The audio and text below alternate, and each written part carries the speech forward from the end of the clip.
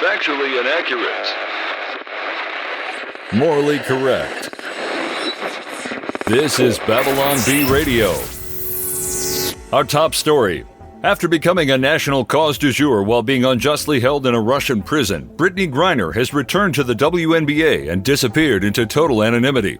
Prior to entering the news due to her imprisonment for carrying marijuana through a Russian airport, Griner was known only by a few friends and neighbors in Phoenix. I just remembered she was really tall, said neighbor Amy Jones. She sometimes wore a jersey. I think she may have been part of a city softball team. Other than that, I never really knew anything about her until the whole Russia incident. After being released through a prisoner swap with a Russian arms dealer, Griner stated that she planned to return to the WNBA. Literally no one has seen her since, said negotiator Don Cummings, who helped arrange her release. I know she wanted to have a quiet life, doing whatever it is she does, but I didn't expect her to go completely dark.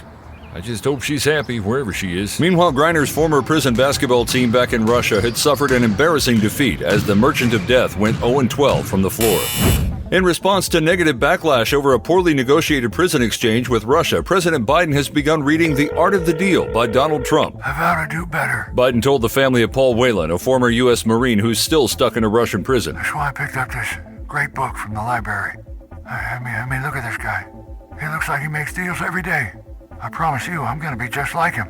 A real go-getter. Whelan's family first initially expressed disappointment when American authorities first traded notorious Russian arms dealer Victor Bout for a basketball player, but are now hopeful that a deal can be made, saying if anyone can bring Paul home, it's Donald Trump. Biden has committed to finishing the book before reopening negotiations with the Russian government, reportedly staying up as late as 6 p.m. to squeeze in some reading time. I'm going to be the master of the art of the deal, Jack. No one will want to play Monopoly with me after I'm done with this book. Not a joke. According to sources, Biden has been honing his new skills by trading Pokemon cards with kids outside the White House. I traded a Flareon Hollow card for 3 Magikarps. I'm doing it. I'm making deals. Biden has grown hopeful that Putin would accept some Pokemon cards in exchange for Paul Whelan. A small commotion broke out and stopped Christmas shoppers in their tracks today as Ukraine President Volodymyr Zelensky was spotted asking a local mall Santa for additional funding for his nation's ongoing war against Russia. I have been quite a very good boy this year.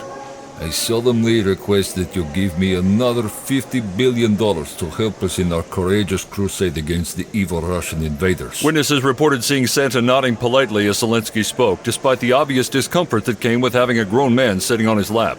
As a small crowd gathered after word began to spread of Zelensky's presence, the line of children waiting to sit on Santa's lap continued to grow, with many of the mall's patrons growing increasingly impatient. What's he doing this for anyway? He'll just get whatever he asked for from Congress. Why bother with Santa? Zelensky was then spotted leaving the mall, getting into a vehicle driven by Ben Stiller, who was shuttling him around to other shopping malls in the area. IRS agents kicked off a new holiday tradition this year as they began nationwide canvassing of taxpayers' homes, sliding down their chimneys in search of undeclared gifts worth $600 or more.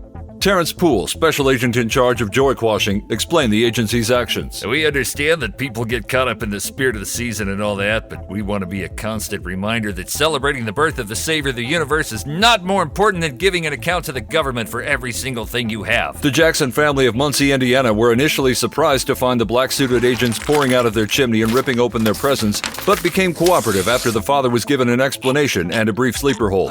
Agents say they'll be searching homes during the entire holiday season. We'll usually be entering through the chimney. And for homes that don't have a chimney, we'll either be sending a magic elf through the keyhole or else using an armored personnel carrier equipped with a battering ram to breach a convenient wall.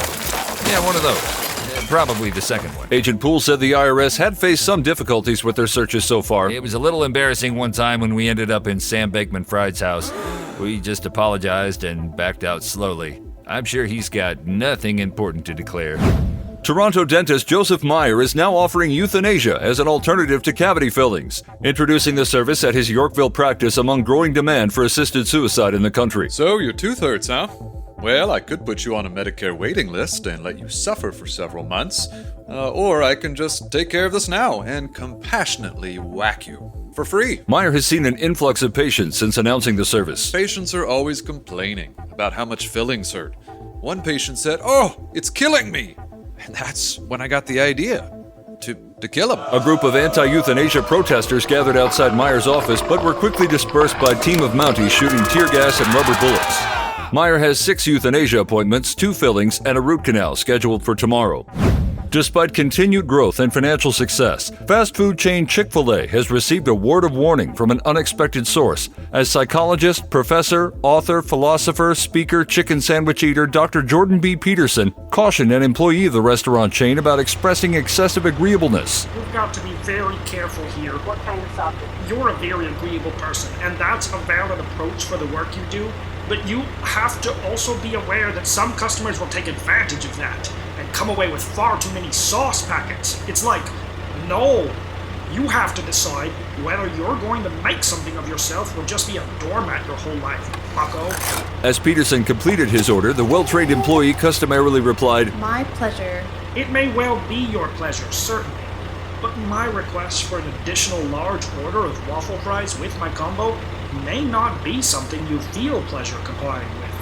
Pushing back against aggressive customers, while painful in the short term, will pay off in the long term. The employee later spoke with reporters about her critique. I was just following my training and not really thinking about the long-term consequences of agreeing with everything every customer says.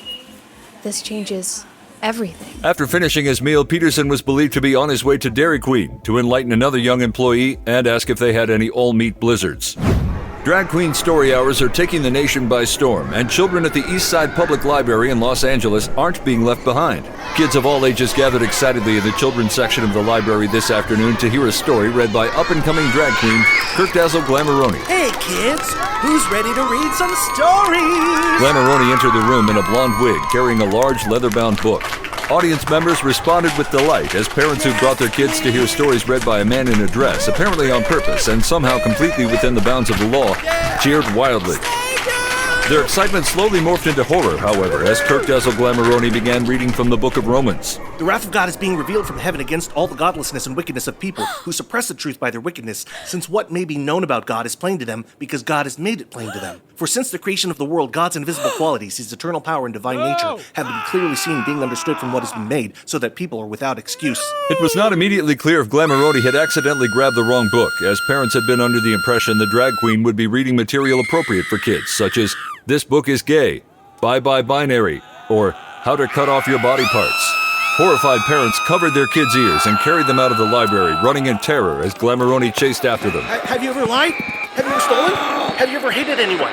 I've got good news for you! The B Radio podcast features officially curated content from the Babylon Bee, scripted, voiced, and produced by Austin Robertson. Additional voices in this episode: Brandon, Emma, James, Kristen, and Sam. Don't miss an episode. Subscribe to B Radio on YouTube, Spotify, and at babylonb.com/podcasts.